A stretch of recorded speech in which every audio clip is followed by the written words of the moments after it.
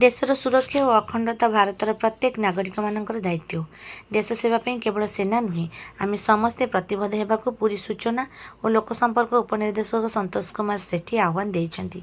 NCC Odisha 6ठ battalion निर्देश क्रमे रविवार पूर्वाह्न निमापड़ा स्वयंशासित महाविद्यालय परिसर में ऑपरेशन सिंदूर एक वर्ष पूर्ति पालन कर मुख्य अतिथि भाव जोगदे जातीय पताका उत्तोलन कर उपनिर्देशक श्री सेठी ऑपरेशन सिंदूर आम जातीय एकता शौर्य वीरत्व और शक्तिर प्रतीक, यह आम जवान मान त्याग और साहस को प्रतिपादित करने समग्र विश्व को चकित कर देशर सुरक्षा आम सर्वदा प्रस्तुत रहा अनुरोध करते।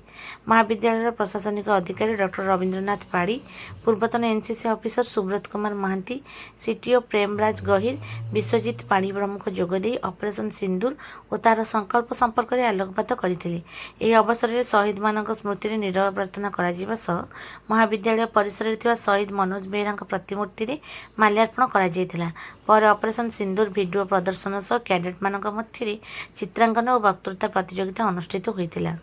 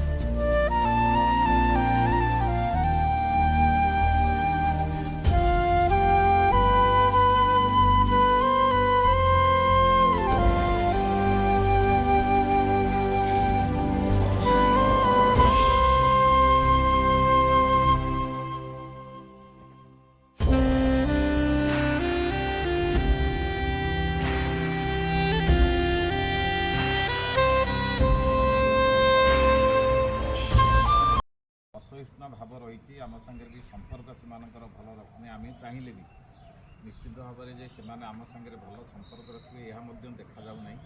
अनेक परिश्रम अनेक थर से विषय आलोचना कराई। आपण मैंने जानते जो अटल बिहारी वाजपेयी थे से प्रधानमंत्री से बहुत गुड़े चेष्टा करमती भाव में आम पाकिस्तान सागर भल संपर्क सुसंपर्क हम से ट्रेन व्यवस्था और यातायात व्यवस्था होता। या सत्वे जी खल लोक बा दुष्ट प्रकृतिर लोक से मानविकता दृष्टिकोण से बहुत दुर्बल हो जाती और चाहती अंजर कौन क्षति करने